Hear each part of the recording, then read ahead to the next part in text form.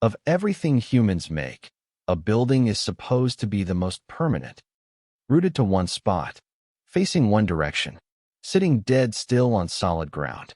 That's the whole deal. We literally call it real estate because it doesn't go anywhere. I'm an architect, and these buildings broke every part of that promise. They turn to follow the sun. They walk across the city on mechanical legs. They float and rise with the flood. Buildings that move, spin, and float, and the surprisingly good reasons engineers cut them loose from the ground. Move, rotate, float. 3 ways to break the one rule every building is supposed to obey. Let's start gently, a building that opens like a bird. On the Milwaukee lakefront, Santiago Calatrava topped an art museum with a moving sunscreen, the Burke Brise Soleil. Twice a day it unfolds, 72 steel fins spreading into a wingspan of 217 feet, wider than a Boeing 747. It takes about 3.5 minutes to open. And if the wind climbs past around 23 miles an hour, sensors automatically fold it shut, like a bird tucking in for a storm. It's not holding the building up, it just shades the glass hull beneath. But it makes the whole point of this video. A building does not have to hold perfectly still. Some are built to move every single day. But moving your wings is one thing. Moving the entire building, while people work inside it, is another. In 1930, the Indiana Bell Telephone Company needed the land under its 8-story headquarters, 11,000 tons of steel and brick. Instead of demolishing it, they did something that still sounds impossible. They rotated the whole building 90 degrees and shifted it, without stopping work for a single day. For about a month it crept along at 15 inches an hour, shoved by hand-operated jacks. 600 employees kept working the entire time. Gas, water, heat, even the telephone service, never interrupted. A movable wooden walkway followed the front door, so staff strolled in and out as their offices slowly turned around them. Most of them never felt a thing. Now jump 90 years forward, and the same idea comes back, on robot legs. In 2020, Shanghai had a beloved 1935 schoolhouse, 7,600 tons of it, sitting exactly where developers wanted to build. Same choice as Indiana Bell, demolish or move. They moved it. Engineers slid nearly 200 mechanical legs underneath, split into 2 groups that rise and push in turn. So the whole building literally walks, shifting its weight from one foot to the other the way you do.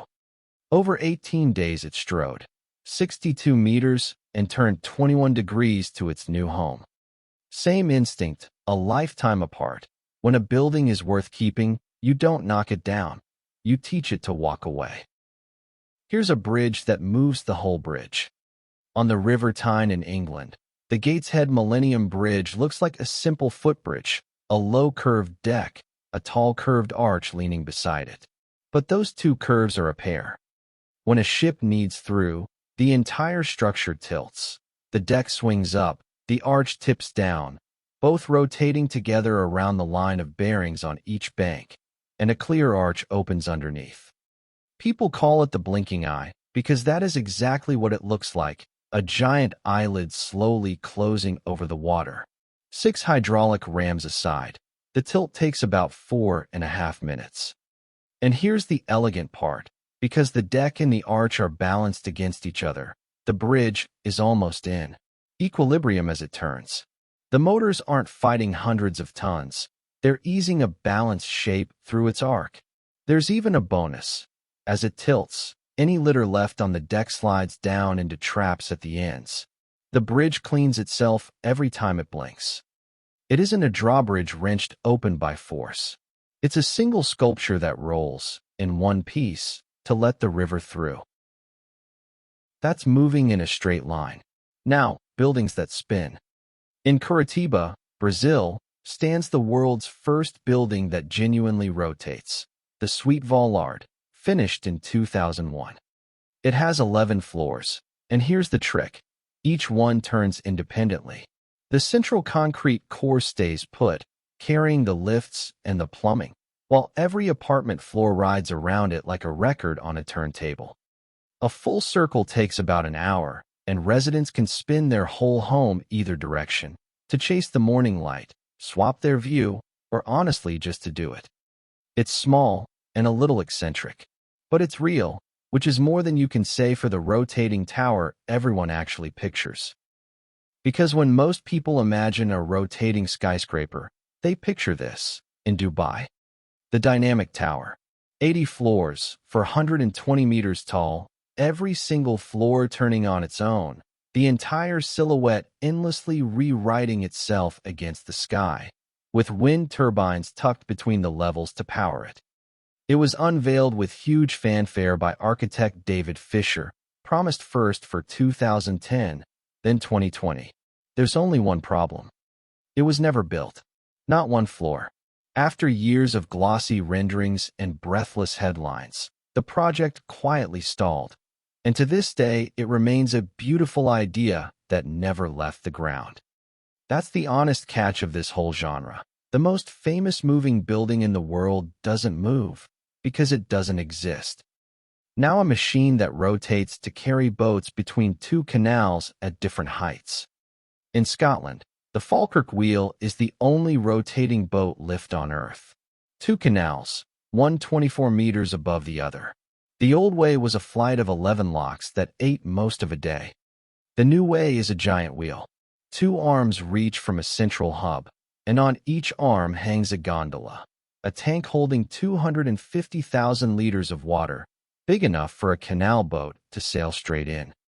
A boat floats in at the bottom.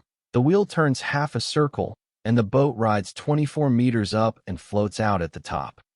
Now the magic, and it's pure Archimedes. A floating boat displaces its own weight in water, so the instant it enters a gondola, that gondola spills exactly the boat's weight back out. Both gondolas always weigh precisely the same. The wheel is permanently balanced.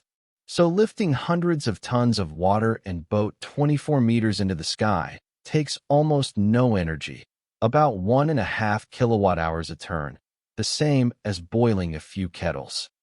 It doesn't lift the weight. It just turns a balanced wheel.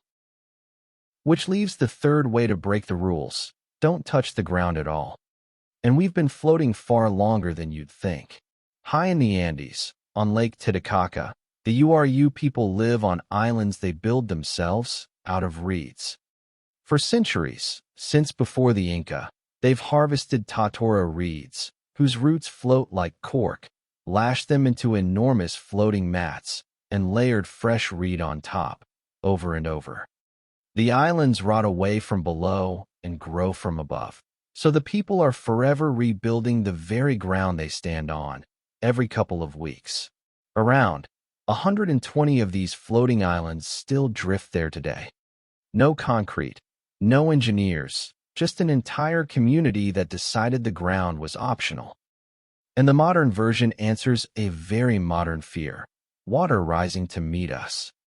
Most of Rotterdam sits below sea level, so the city built its newest landmark to stop fighting the water and start riding it: the Floating Office Rotterdam, the largest floating office on Earth. It rests on 15 huge hollow concrete pontoons, threaded onto tall mooring posts.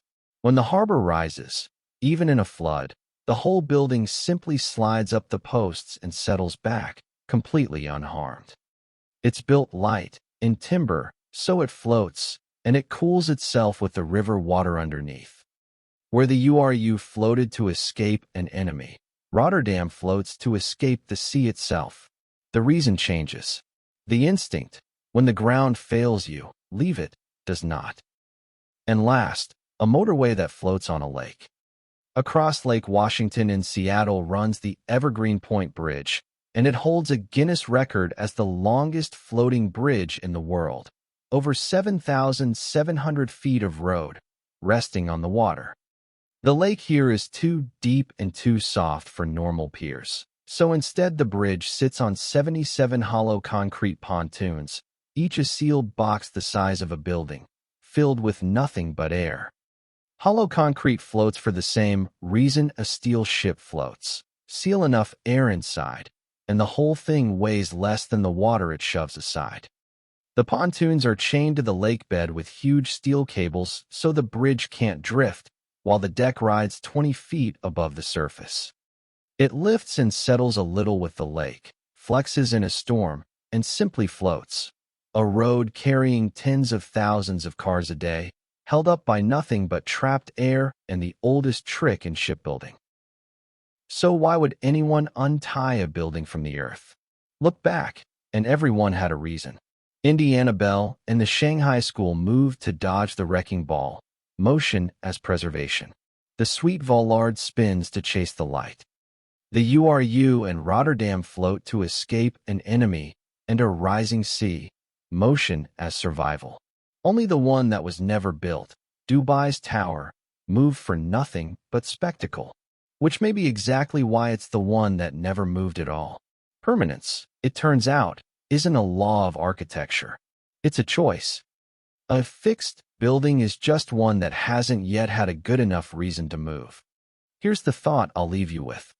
We assume our buildings are anchored, that the ground is the one thing we can count on. But ground shifts, seas rise, cities change their minds. And some of the cleverest structures we've ever built are the ones humble enough to admit it and move. If you want the opposite extreme, structures built so heavy and so fixed they're meant to outlast civilization itself. That's the next one.